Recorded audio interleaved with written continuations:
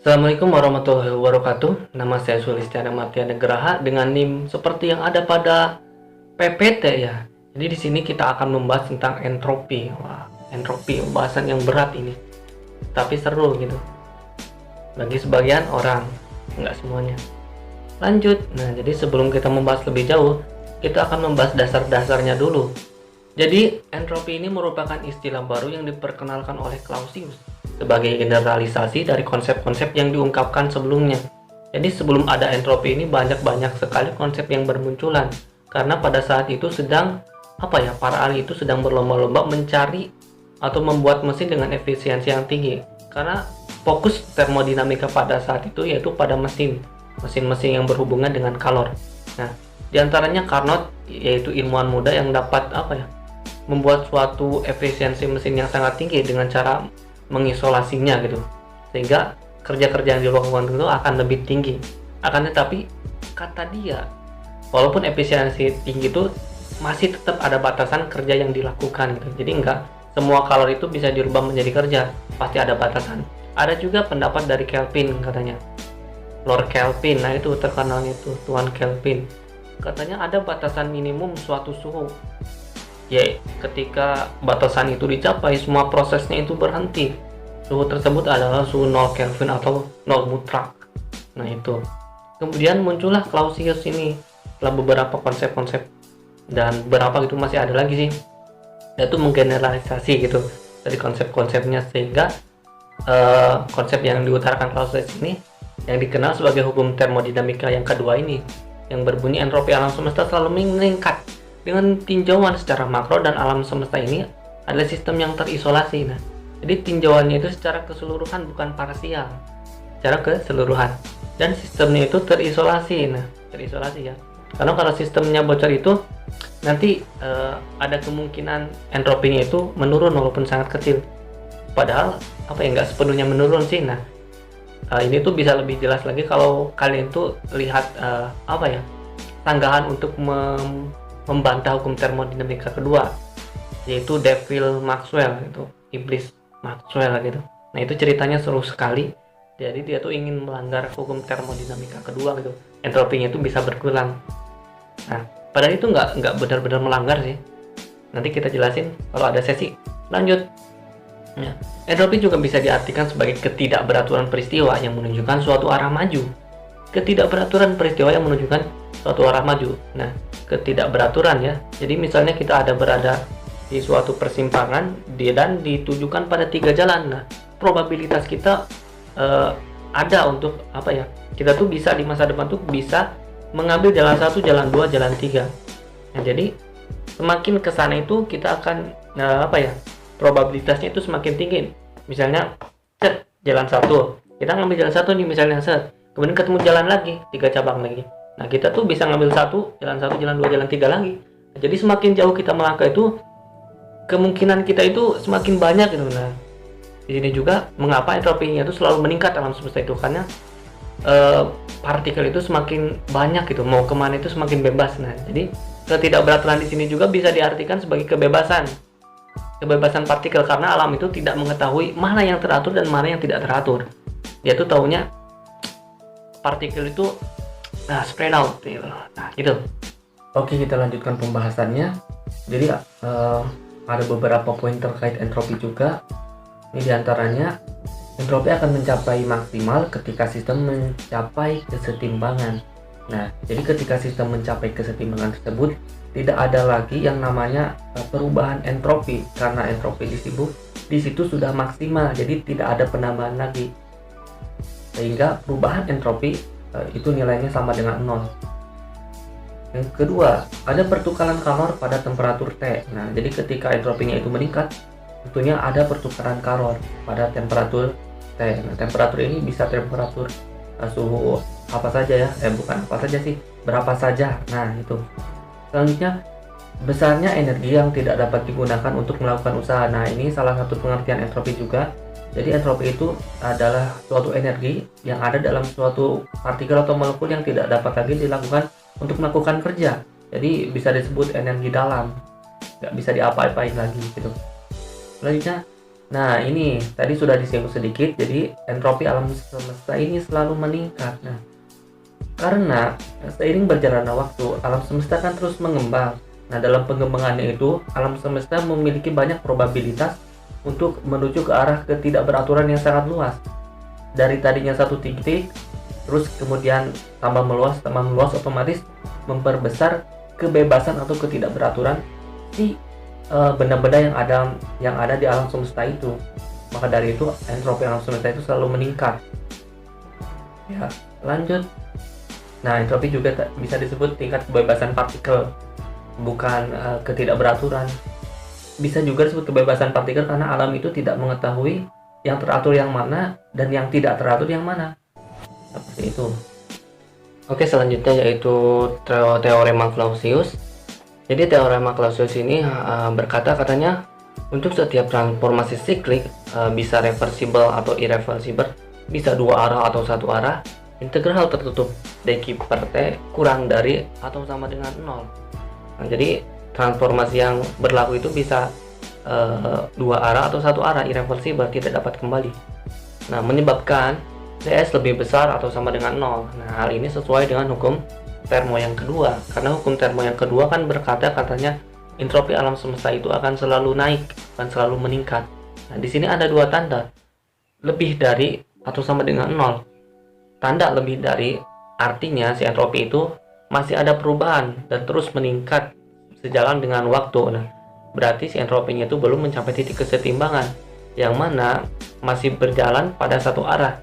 Nah, ini tuh kalau yang lebih besar itu transformasinya itu irreversible, masih jalan gitu. Nah, kalau yang sama dengan itu, sama dengan 0, berarti tidak ada lagi perubahan entropi, yang menunjukkan bahwa entropinya itu sudah maksimal dan transformasi yang terjadi itu bersifat reversible atau dua arah, bisa kembali lagi gitu. Nah, di sini ada contoh transformasinya yang reversible ya, dari A ke B, kemudian B ke A. Nah, tadi keadaan A ke B. Nah, 0. Nah, 0 di sini itu karena tidak ada perubahan entropi lagi. Jadi entropinya sudah maksimal sama dengan integral tertutup dq per t. Kemudian sama dengan integral dari A ke B, dari A ke B dq per t ditambah integral dari B ke A dq per t. Ini sudah ini ya. Kemudian sama dengan integral A ke B dq per t minus integral A ke B dq per t. Nah, di sini tandanya minus ya. Ini tuh tandanya berasal dari sini. Kan di sini integral dari B ke A nih, dari sini B ke A. Nah, ini dibalik yang ini tuh. Jadi A ke B. Maka dari itu tandanya jadi minus. Jadi minus integral yang sini. Di sini plus, di sini minus karena dibalik ini dari ininya. Dan lanjut sama dengan integral C1 dq per t sama dengan integral C2 dq per t. Nah, di sini diibaratkan sini tuh C1 yang jalur ini tuh, kemudian jalur baliknya itu C2. Nah, jadi sama nilainya tuh antara sini dengan sini itu sama. Nah, dari persamaan di atas maka didapat entropi itu besaran eksak, tidak bergantung pada lintasan dan hanya bergantung pada titik awal dan titik akhir. Jadi nggak peduli lintasan yang mau wakeok, mau lurus, mau dipanjang, kan ini C1 sama C2 juga beda ya. Nah, jadi tidak bergantung pada lintasan, hanya bergantung pada titik A dan titik B, titik awal dan titik akhir. Nah, kemudian kita lanjutkan, masih dilanjut dari sini ya, nggak dilanjut nih, sama lah pokoknya. Jadi entropi B kurangi entropi A lebih besar atau sama dengan integral tutup BA dq per t lebih besar sama dengan 0. Nah, kemudian ini kan dikurangi ya, berarti perubahan entropi lebih besar atau sama dengan integral tertutup dari A ke B dq per t. Kemudian menjadi itu dipindah sini, set ds lebih besar atau sama dengan dq. Nah, ini menunjukkan ds perubahan lebih besar atau sama dengan dq, sesuai kan? Nah, seperti itu. Nah, kemudian ini T ds sama dengan dq, tidak ada lagi ds karena sistem setimbang. Nah, ini bagi yang ini. Nah, kalau ini yang apa ya, yang irreversible. Nah, ini yang reversible ini, karena sistem sudah setimbang. Ini belum setimbang, jadi masih terus berubah entropinya, masih terus meningkat. Nah, jadi yang tadi itu kita bisa terapkan pada hukum satu termodinamika ya, yang berbunyi dE sama dengan dQ plus dW. Nah, dQ ini adalah apa ya, perubahan kalornya. Nah, dW ini adalah kerjanya atau usahanya. Nah, di sini kerjanya itu bisa kerja mekanik ataupun kerja kerja kimia. Nah, kalau kerja mekanik biasanya PdP, kalau kerja kimia biasanya mu dN. Nah, kemudian kita jabarkan D, atau bisa ditulis juga dQ-nya itu sebagai TdS plus sigma I JI dXi. Nah, di sini tuh kerjanya ya, J itu ini apa ya? Melambangkan gaya gitu, gaya secara umum ditulisnya J. Kemudian dx-nya itu perubahannya itu. W kan W sama dengan F dikali ds atau delta S itu. Usaha sama dengan gaya dikali perubahan jarak. Di sini juga sama, cuma diganti lambangnya saja. Nah, untuk N itu jumlah kerja, jadi I itu jumlah kerjanya berapa gitu, nanti dijumlahkan di sini berdasarkan sistem variabel bebas plus 1. Nah, kemudian kita bisa mencari ekuivalen dari persamaan ini ya. Misalnya kita ingin mencari T nih, keekuivalenan T. Nah, di sini kita bisa apa ya, mengkonstankan nilai X, memfikskan nilai X. Nah, jadi X-nya itu dikonstankan, otomatis ini sudah tidak tutup nih. Jadi T sama dengan dE per ds. Nah, ds-nya pindah ke sisi kiri. T sama dengan dE per ds, dengan catatan X-nya itu sudah difikskan. Nah, ini. Kemudian kita bisa juga mencari yang lain, misalnya J nih, misalnya J dengan memfikskan nilai S. Jadi J sama dengan doi S. Nah, ininya fixnya ditulis ya, yang dikonstankan apa ditulis di belakangnya biar nggak bingung gitu. Nah, kok beda lambangnya di sini, derivatif di sini turunan parsial. Nah, bisa ditulis kayak gitu karena itu yang diturunkan ini apa ya, ini gitu, satu gitu. Jadi nggak ditulis D juga bisa sih. Lanjut. Nah, ini seperti ya, sama kayak yang atas, dibalik aja. Nah, ini J per T. Kalian bisa mengoprek-aprikannya di sini. Jadi ini tuh nggak usah diingat, cuma kalian apa di otak-atik gitu. Yang penting itu paham hukum termo ke pertama. Nah, pertama. Kalau sudah paham ini tinggal otak-atik saja. Nah, kemudian S sifatnya menjumlahkan. Jadi si entropinya itu sifatnya itu menjumlahkan. Jadi entropi total sama dengan S1 plus S2 plus S3 plus S4 plus S berapa gitu, sampai berapa. Ini sifatnya itu penjumlahan. Karena entropi kan tadi sudah dibahas ya, merupakan besaran ekstensif. Jadi besaran ekstensif itu besaran yang bisa dijumlahkan, itu beda dengan intensif. Intensif itu nggak bisa dijumlahkan. Kayak suhu aja, ada benda suhu 50 pas benda suhu 100, bukan berarti kalau digabungin suhunya benda jadi 150, enggak kayak gitu. Nah, kalau ekstensif bisa dijumlahkan, di antaranya itu entropi ini. Oke, selanjutnya yaitu kita akan membahas tentang kesetimbangan dan entropi maksimum. Iya. Nah, jadi misalnya ada dua subsistem, atau bahasa kerennya itu microstate ya, microstate. Nah, gabungan dari microstate ini yaitu macrostate. Asik. Ya, jadi ada sebuah sistem yang namanya microstate atau subsistem S1 E1 X1, kemudian S2 E2 X2.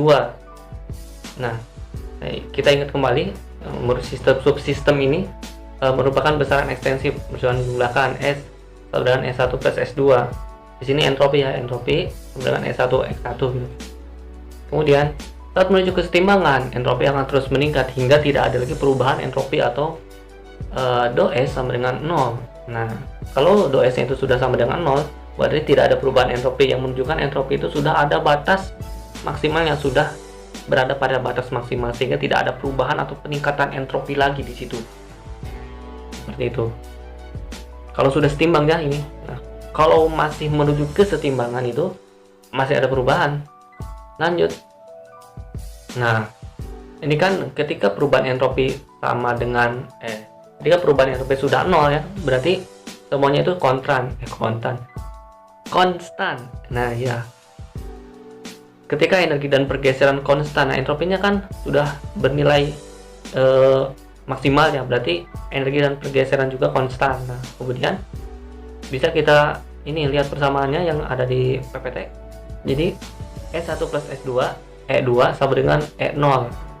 Nah, jadi energi dari subsistem 1 ditambah energi dari microstate 2 sama dengan E0 atau energi totalnya yang bersifat konstan. Nah, kemudian perubahan dari itu do-nya dimasukin ya, do E1 plus E2 sama dengan do E0 atau energi total. Nah, karena di sini perubahan energi sudah tidak ada perubahan energi lagi karena sudah mencapai titik maksimal, jadi ditulis 0. Karena ini tuh kan sudah maksimal, berarti sudah menunjukkan angka gitu. Nah, jadi turunan dari angka itu tidak ada. Turunannya itu yaitu 0. Berbeda dengan halnya dengan E1 sama dengan E2 masih ada. Karena mereka tuh penjumlahannya itu akan menuju ke si entropi maksimal ini yang sudah konstan itu. Jadi masih ditulis do E1 ditambah do E2 sama dengan 0. Nah, kemudian ini dipindah salah satu bisa E1 atau do E2. Jadi hasilnya ini do E1 sama dengan minus do E2. Nah, ini hal ini juga berlaku untuk pergeseran. Ketika pergeserannya itu sudah kan entropinya maksimalnya ya, berarti otomatis pergeserannya juga udah jauh gitu, udah mentok gitu. Nah, ini juga berlaku dengan pergeseran. Jadi bisa dioperasikan kayak gini nanti, kemudian pergeseran X1 sama dengan minus pergeseran X2. Nilainya sama, cuma berbeda tanda.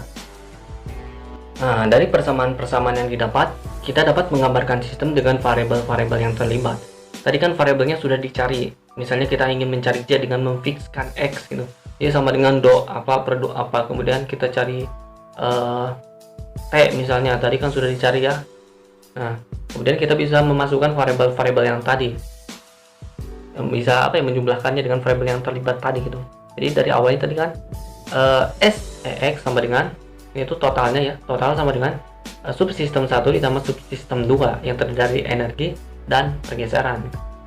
Itu tambah, kemudian do S sama dengan do S1 per do E1 dengan apa yang ditetapkan yaitu X1 dikali do E1 ditambah do E1 per do X1 dengan yang ditetapkannya E sebagai yang konstannya dikali do X1 ditambah, nah ini juga sama dioperasikan dengan ini, tapi ini subsistem 2, jadi yang berbeda cuma angkanya saja yaitu angka 2. Nah, untuk penurunannya ini penurunan secara dua variabel gitu, jadi nanti mungkin bisa dilihat buku matematikanya. Kita lanjut. Nah, do E sama dengan di kurung tutup biar nggak tercecer-cecer, do E1 per do E1 X1 minus do S2 per do E2 X2 karena kurung tutup do E. Nah, jadi itu disamakan nih yang yang belakangnya E antara energi dengan energi, terus antara pergeseran dengan pergeseran. Nah, yang energi kan ini energi nih, terus ini lagi nih. Nah, berarti ini pindah ke sini, cek gitu, dipindah ke sini, set, jadinya ini. Kemudian ini juga, ini kan plus, ini pindah ke ini, terus ini ke sini. Terus yang jadi pertanyaannya, kok tanahnya di sini jadi minus gini? Ini kan minus, ini minus, padahal di sini itu plus dan plus. Nah, kita bisa lihat yang tadi ya, mau lupa mana ya. Nah, yang ini. Nah, kita bisa lihat yang ini. Nah, do E1 sama dengan minus do E2. Ini tuh angka 2 nih. Kok salah tulisnya? Berarti do E1 sama dengan minus do E2 dan do X1 sama dengan minus do X2. Kita balik lagi ke sini. Nah, ini kan E1 ya. Nah, sedangkan di sini tuh E2 nih. Makanya tandanya minus di sini. Ini di sini juga minus. Nah, gitu. Karena X1 itu berlawanan dengan 2. Kemudian kita lanjut. Nah, 0 itu dari pergeserannya. Do S kan sudah tidak ada pergeseran, bukan pergeseran, entropi. Nah ya, karena sudah tidak ada kenaikan entropi, jadinya 0 sama dengan seperti 1 minus seperti 2. Nah, seperti ini dari mana? Dari variabel yang kita cari tadi. Masa harus dibuka lagi? Gak usah lah ya. Di seperti 1 minus seperti 2 plus J1 per T1. Nah, ini juga dari variabel yang tadi. Mungkin bisa balik ke yang tadi itu, di pause dulu videonya. Nah, kemudian dou X. Nah, dari situ maka kita tahu bahwa nilai T1 sama dengan T2 dan J1 sama dengan J2. Jadi suhu subsistem 1 itu sama dengan suhu subsistem 2 dan J1 sama dengan J2. Mengapa hal demikian? Karena sudah mencapai kesetimbangan yang mana suhunya itu sudah sama dan tidak ada lagi gaya yang bekerja. Kan di sini sudah 0, otomatis ini kan juga harus 0 biar mereka itu semua 0. Ini juga harus 0. Nah, dan mereka itu sudah mencapai kesetimbangan dengan entropi maksimum sehingga tidak ada perubahan yang menyebabkan T1 sama dengan T2 dan J1 sama dengan J2. Oke, untuk yang selanjutnya yaitu entropi monoatomik gas. Entropi dari gas monoatomik. Nah, jadi hubungan dasar. Misalnya microset dari sistem termodinamika bergantung pada n variabel luas xi. I sama dengan 1 sama dengan 2. Jadi I-nya itu bisa berapa saja ya, bisa I sama dengan 1 atau 2 atau 3 atau 4 atau 5 atau N gitu. Nah, di keadaan dasar, bukan keadaan dasar, jadi keadaan si sistemnya itu bisa dituliskan sebagai ini, E sama dengan ES XI. Nah, ini kalau dituliskan dalam bentuk si energi. Nah, kemudian bisa dituliskan juga dalam bentuk entropi, S sama dengan S EX. Jadi terserah kalian tuh mau menuliskannya dalam bentuk E atau dalam bentuk S gitu. Sehingga hukum termo yang pertama ini bisa diturunkan dari sini. DE sama dengan TdS plus sigma I JI dx. Nah, kalau yang ini tuh usaha, atau dalam bentuk DS, dalam bentuk entropi, DS sama dengan seperti DE minus integral JI dxi. Nah, ini tuh hasil dari pengotak-ngetikan si hukum termo pertama. Tinggal balik kanan, pindah kiri, balik kiri, nah kayak gitu. Sehingga koefisiennya bisa didapatkan T sama dengan dou E per dou S dengan catatan X-nya. Xi ditetapkan atau difixkan, dikonstankan, atau bisa dibalik dou S, dou E minus 1. Nah, minus 1 ini dari mana? Karena itu dibalik. Yang tadinya E-nya di atas, jadi E-nya di bawah. S-nya sekarang yang di atas. Set, dibalik. Nggak bisa juga ditulis ini minus JI. Nah, ini yang dari sini. JI dou E dou X S XJ sama dengan T tanda kurung dou S dou XI tanda kurung tutup E X. Selanjutnya yaitu tekanan dan potensial kimia. Nah, dalam bentuk yang sederhana, hubungan dasar energi direpresentasikan sebagai E sama dengan E tanda kurung SVN. Nah, ini tuh keadaan-keadaannya ya. Ada S yaitu entropi, ada V nya itu volume, N nya itu banyak partikel. Kemudian kita mengubahnya dalam hukum termo yang pertama yaitu DE. Nah, DE sama dengan TdS minus PdP plus mu dN. Nah, PdP itu yaitu kerja mekanik dan mu dN itu kerja kimia. Karena sama-sama kerja, ya udah di sini aja. Jadi cuma ditambahkan kerja kimia saja di sini gitu. Jadi nggak usah bingung mu dN dari mana. Kalau ada kerja biologi ya ditambah lagi sini kerja biologi gitu. Plus apa gitu, saya nggak tahu. Lanjut. Nah, ini konjugatnya. Ini tuh dicari dengan cara membolak-balikan ini. Misalnya ya, kita akan mencari T nih di sini T. Mana T? Nah, ini kan T. Kita tuh harus memfikskan dua variabel biar T-nya tuh bisa. Karena di sini kan ada dua nih. Ini, nah, biar ini tuh konjugat sama ini gitu. Kalau di sini 3 ya 3. VN terus apa gitu sama konjugat biologi. Nah, di sini VN ditetapkan VN. Ini tutup aja set. Jadi T sama dengan DE, DS nya pindah ke sini. Nah, jadi T sama dengan dou E per DS gitu. Turun tutup terus ini ditulis PN. Kemudian P juga sama caranya, sama kayak ini. Ya, cuma tinggal dibalik-balik saja, ini juga sama gitu. Gak usah bingung jadi. Lanjut. Nah, sebagai alternatif kita dapat menuliskannya sebagai S. Nah, ini penulisannya dalam bentuk entropi ya. SFN TdS DE plus PdP minus mu dN. Nah, ketika kita menuliskan ini nih, P adalah minus biaya energi persatuan volume pada entropi konstan. Nah, kita juga bisa menuliskan mu itu biaya energi pada entropi konstan, biaya energi untuk menambahkan partikel pada entropi konstan. Nah, gitu. Jadi kita bisa mendapatkannya ini dengan cara yang sama seperti ini, cuma apa ya, di sini minus saja gitu. Seperti nah V per T sama dengan do S do V da kurung EN. Nah, ini sama caranya seperti yang di atas. Tadi sudah dijelaskan contohnya. Nah, seperti itu.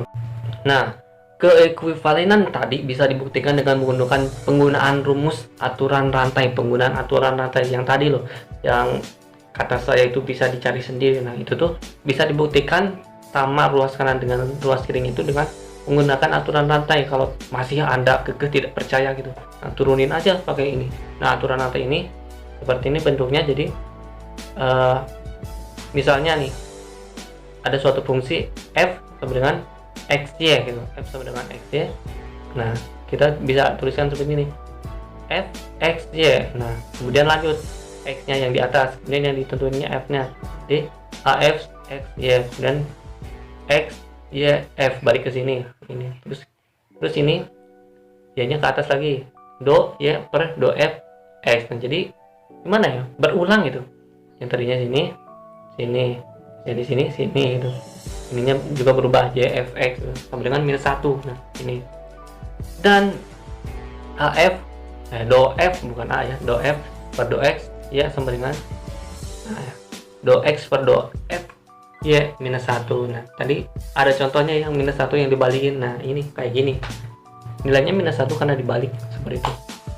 Nah, untuk kasus SFV dengan N tetap maka dapat ditentukan minus 1 sama dengan do S do V EN do V do E SN do S FN. Nah, ini yang ditetapkannya 2 ya.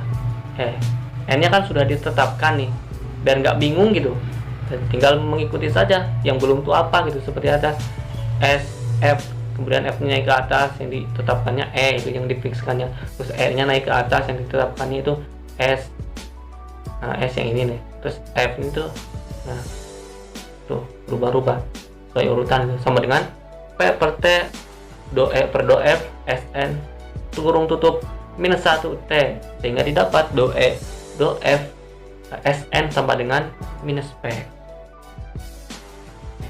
Nah, selanjutnya karena kita bisa menuliskan ESVN sama dengan EN ES kecil V kecil. Nah, ini dari mana kawan-kawan? Nah, mana sih kursor? Nah, ini. Jadi ini tuh adalah besaran intensif spesifik. Nah, itu karena ini tuh sudah dibagi dengan jumlah partikel. Jadi kalau kita ingin mengubah besaran ekstensif ke intensif, kita bisa membaginya dengan jumlah partikel. Nah, maka dari itu si N nya itu sudah hilang karena N bagi N itu 1. Kemudian V nya itu bagi N jadi V kecil, S nya itu juga jadi S kecil. Makanya itu di depannya itu ditulis N besar untuk apa ya, untuk bahwa kiri dan kanan itu sama gitu, seperti itu. Jadi ini cuma dirubah saja dari ekstensif ke intensif. Nah, jadi hukum pertama itu menjadi seperti ini, DE sama dengan do E per do S V ds ditambah do E per do F kurung tutup S dV sama dengan TDS min V dV, tandanya jadi kecil. Kemudian DE sama dengan seperti DE plus V per T dV. Nah, ini didapatkan itu seperti itu dari yang variabel-variabel yang tadi, jadi nggak usah bingung di variabel-variabel yang tadi. Kemudian lanjut. Nah, persamaan tersebut dapat ditulis ulang sebagai P per T sama dengan N KB per V. Nah, menjadi do S do V kurung tutup E sama dengan KB per V, dan seperti sama dengan 3N KB per 2E. Terus bisa jadi menjadi, bukan bisa jadi sih, kurung tutup kurung buka DS DE tanda kurung V 3KB per 2E. Nah, ini kalau kita mengintegrasikannya, jadi ini tuh diintegrasikan, bukan diintegrasikan, diintegralkan. Nah, itu jadi hasilnya akhirnya itu S sama dengan S tanda kurung EF kurung buka sama dengan KB ln V tambah FE dan S kurung buka EV kurung tutup S 3 per 2 KB ln E plus GF. Dan pada akhirnya kita menemukan SFV sama dengan 3 per 2 KB ln E plus KB ln V plus CKB atau secara klasik atau secara sebelum diubah gitu, secara variabel-variabel yang ada bisa dituliskan, variabel-variabel yang ada bisa dituliskan SFVN. Nah, ini yang ekstensif. Nih. Ini kan sudah dirubah yang tadi. Yang saya di awal nih, yang S tadinya ini terus berubah jadi ini gitu. Nah, kalau kita menuliskan secara ekstensif ini lengkapnya. Jadi SFVN sama dengan NS E per N P per N. Nah, ini kan tuh masih dibagi N gitu. Karena 3/2 NKB ln E per N plus NKB ln P per N plus NKB. Di sini sama saja ya tuh, sama saja 3/2 KB 3/2 KB ln E. Nah, ini kan E nya sudah kecil, di sini masih besar. Nah, agar yang atas sama, bukan emang sama sih gitu, itu dibagi N itu plus NKB ln VN. Nah, di sini V doang per N plus NKB. Jadi sini dari situ kita didapat. Terima kasih telah menonton video ini, dan saya mengucapkan mohon maaf apabila banyak sekali kesalahan dalam penalaran atau perkataan saya, dan sampai jumpa di abad selanjutnya.